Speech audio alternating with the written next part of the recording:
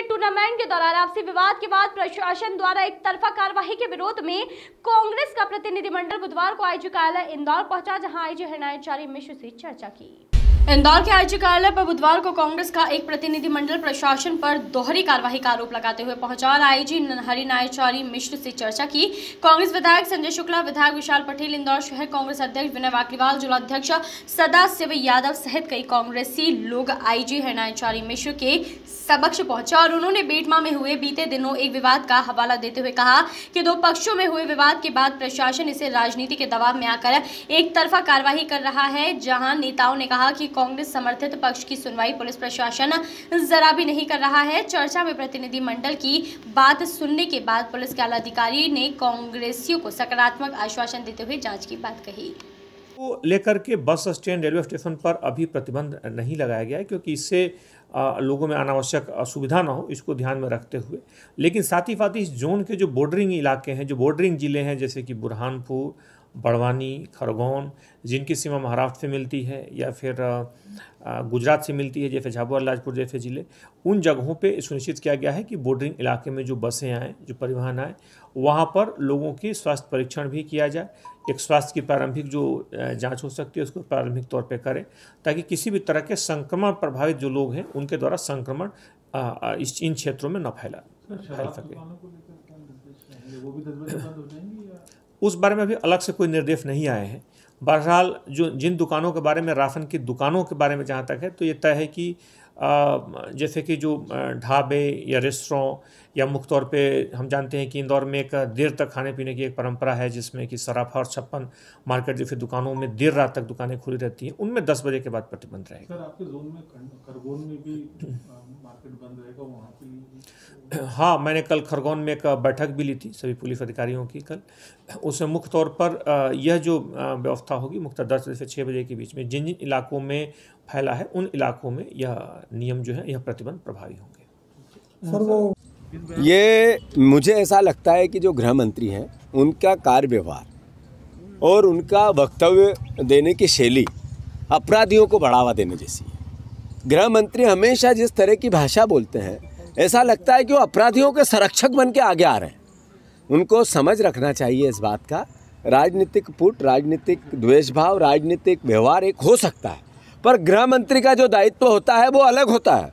मेरे से अनुभवी व्यक्ति है, मेरी हैसियत नहीं कि मैं उनको राय दूं, पर फिर भी मेरा आग्रह है कि गृह मंत्री का दायित्व ये नहीं कि हमें गैंग, अपराध और अपराधी दोनों को आपको कार्रवाई करनी चाहिए। ऐसी बातें बोलना अपने आप में एक अपराध है। एक और था कि भूमाफिया के खिलाफ कार्रवाई चल रही है। कमलनाथ जी ने एक रास्ता दिया, शिवराज जी ने उसको अपनाया। मैं मानता हूँ कि जो लोग पीड़ित हैं, दुखी हैं, सालों साल से किसी न किसी रूप में अपने खून के आंसू रो रहे हैं, उनको न्याय मिलना चाहिए। और जब न्याय मिले तो कांग्रेस पार्टी स्वागत करेगी।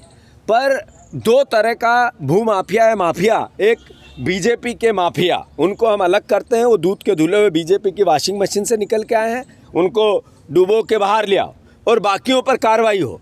एक मुख्यमंत्री दो आंख से नहीं देख सकता है, एक प्रशासन दो आंख से नहीं देख सकता। कार्रवाई होनी चाहिए, सब पे होनी चाहिए, एक जैसी होनी चाहिए और न्याय मिलना चाहिए। कांग्रेस इसकी पक्षधर है। थोड़ा सा तेरी वाइट तार पीछे कर यार भाई। सर, बेटमा वाले मामले को लेकर कांग्रेस का प्रतिनिधिमंडल आपसे मिलने आया था, क्या? एक प्रतिनिधिमंडल आया था जिसका कहना था कि उस बेटवा में हुए झगड़े में लगभग 28 लोगों के विरुद्ध जो कार्रवाई की गई है, उसमें FIR हुई है। उस बारे में वीडियो फुटेज मौजूद हैं और पुलिस के अधिकारी हैं, निश्चित तौर पे उस वीडियो फुटेज के आधार पर जिनकी सक्रिय संलिप्तता होगी उनके विरुद्ध कार्रवाई करेंगे। अगर किसी व्यक्ति का नाम अगर कहीं तथ्यों की चूक के कारण आ गया है तो पुलिस उसको आगे विवेचना में विचार करेगी और सिर्फ उन्हीं लोगों पे सक्रिय कार्रवाई करेगी जिन्होंने सक्रिय रूप से उस पूरे विवाद का हिस्सा रहे हैं।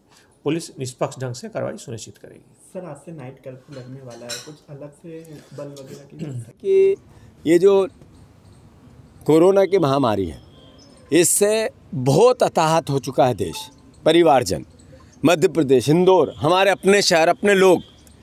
अब हमारी सबकी ड्यूटी है हम इससे बचें। हम सबका दायित्व है कि हम सब सोशल डिस्टेंसिंग का पालन करें।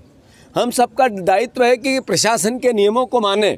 और जो कर्फ्यू की भी बात है, ये अभी रात में हुआ है, कभी दिन में भी होगा, इंदौर में बढ़ते जा रहे हैं। हम सबको इसको समर्थन करना चाहिए। मेरा मानना है कि हाँ, इसमें कोई राजनीति तो बहुत छोटी और ऊँची बात हो जाएगी, पर किसी भी प्रकार की नकारात्मकता की जगह नहीं है। महामारी से लड़ना है, कोरोना को ख़त्म करना है। धीरे धीरे इस पेंडेमिक से देश डर से बाहर आया है, अब इस पर विजय पाएगा। इसमें हम सबका प्रयास होना चाहिए। धन्यवाद। छतरपुर वाले मामले साहब रोज़ बयान देते हैं, माफिया मध्य प्रदेश से भाग जाओ, टांग तोड़ दूंगा, गाड़ दूंगा, लटका दूंगा, और अलग अलग तरह की भाषा बोलते हैं जो मुख्यमंत्री को शोभा नहीं देती है। दूसरी तरफ लगातार लोगों की हत्याओं में मध्य प्रदेश रिकॉर्ड बनाता जा रहा है, और राजनीतिक द्वेष भाव से अपराध कराना, संरक्षण देना, प्रशासन ने राजनीतिक कार्यकर्ताओं पर दमन करने के लिए, खासकर विपक्ष की पार्टी के कांग्रेस पार्टी के अध्यक्ष की हत्या होना, ये मध्य प्रदेश की परंपरा नहीं थी। ये हत्या एक पुष्पराज सिंह जी हमारे पिपरिया के सुहागपुर के अध्यक्ष थे, उनको जेल में बंद है 5 दिन से 8 दिन से, इसलिए कि उन्होंने किसानों की आवाज़ उठाई। दमन करना है विपक्ष का। ये शिवराज सिंह चौहान जी का प्रशासन जिस तरीके से संरक्षण दे रहा है अपराधियों को, अपराध को, और भारतीय जनता पार्टी के संरक्षण में दे रहा, आरोप है मेरा। एक परिवार के हमारे साथी की हत्या हुई है। मैं मानता हूं कि मध्य प्रदेश का एक एक निवासी, एक एक परिवारजन इस भावना को देख रहा है कि मध्य प्रदेश को ये किस तरीके से सबसे बड़ा अपराधियों की राजधानी बनाना चाहते हैं। और शिवराज सिंह चौहान इतिहास में याद रखे जाएंगे, जिन्होंने लोकतंत्र की हत्या तो की, सत्ता में ज़बरदस्ती बैठे ही बैठे, अब अपराधियों को संरक्षण देने लगे और अपराध के खिलाफ बयान देते। ये बताता है कि इनकी करनी और कथनी, कमलनाथ जी ने संज्ञान में लिया है पूरे घटनाक्रम को। बहुत जल्दी कांग्रेस के प्रतिनिधिमंडल भी वहाँ जाने वाला है। मैं मानता हूँ इस पर सरकार ने आगे आकर दूध का दूध पानी का पानी, अपराधियों पर कार्रवाई करना चाहिए। मध्य प्रदेश का ऐसा चेहरा नहीं है जैसा हो रहा है, और मैं मानता हूँ कि इसको एक एक परिवार का भारतीय जनता पार्टी के भी लोग इसको क्रिटिसाइज करेंगे। ये भावना है हमारी कि न्याय मिले। नाइट कर्फ्यू आज से शुरू हो रहा है। बेटवा में 3 दिन पूर्व क्रिकेट टूर्नामेंट को लेकर कोई बच्चों में आपस में वाद विवाद हुआ था, किंतु उस वाद विवाद को एक क्रिकेट टूर्नामेंट के खेल को सांप्रदायिक करने का पूरा प्रयास किया गया। एक पक्ष के ऊपर लगभग 28 बच्चों पर कार्रवाई कर दी जाती है और दूसरे पक्ष पर कोई कार्रवाई नहीं की जाती है। हमारी आईजी साहब को मैं आज ज्ञापन देना है। तीनों विधायक आदरणीय जीतू पटवारी जी, संजय शुक्ला, विशाल पटेल, हमारे विपक्ष के नेता आदरणीय शेख अलीम जी, जिला अध्यक्ष सदाशिव यादव, हम सब के लोगों के नेतृत्व में यहाँ ज्ञापन दिए, मांग करिए कि ऐसी दोषपूर्ण कार्रवाई नहीं करें, दोनों पक्ष पे कार्रवाई करें, और अन्यथा जिस एक पक्ष पे कार्रवाई की गई है उनमें से 28 लोगों पे मुकदमा दर्ज कर दिया गया है। उनमें 28 लोगों का मुकदमा वापस लें, और अन्य नहीं तो दूसरे पक्ष पे भी आप 28 लोगों पे कार्रवाई करें। ये हमारे भाई जी साहब ने हमारी मांग को माना है और उन्होंने तत्काल एसपी को निर्देश दिए, इस पर तुरंत कार्रवाई करने का उन्होंने आश्वस्त किया। जी आज से नाइट कर्फ्यू शुरू हो रहा है। देखिए, कोविड लगातार बढ़ते जा रहा है। अब ये जिला प्रशासन और मध्य प्रदेश शासन के अंतर्गत ये विषय है। उन्हें लग रहा है कि रात को कर्फ्यू लगाने से कोविड के मामले कम हो जाएंगे, इसलिए उन्होंने कोविड लगाया, रात को कर्फ्यू लगाया। ये उनकी सोच है। Bureau report, voice of rights.